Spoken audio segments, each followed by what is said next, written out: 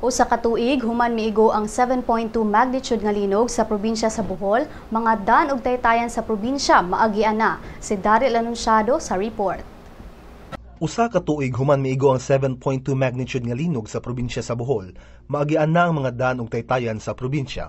Apan bisan na ilisan na ang mga nagubang mga kalsada, si DPWH District Engineer Francis Antonio Flores nibutyag nga temporaryo lang kini tungod kay manghinanglan sila og dakong kantidad aron makatukod og mas permanenteng mga struktura nga makasugakod og mga kalamidad.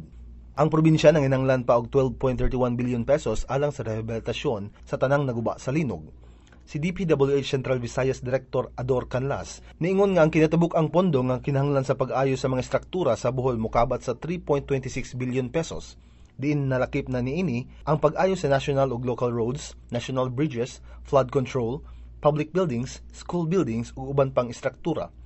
Sa kinatibuk-an ang DPWH nakagamit na og 294.42 million pesos. Matud ni Canlas nga sa pagtapos sa niaging tuig, nahuman na ang mga temporaryong istruktura sa 5 ka mga taytayan nga nahugno o gideklarang unsafe atol sa linog.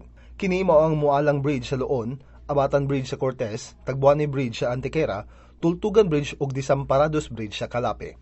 Dugang ni Canlas nga nakompleto na sab sa DPWH ang rehabilitasyon sa mga kalsada ug uban pang mga taytayan alang sa mga commuters. Kini si Daryl Anunciado alang sa Sunstar Pilipinas.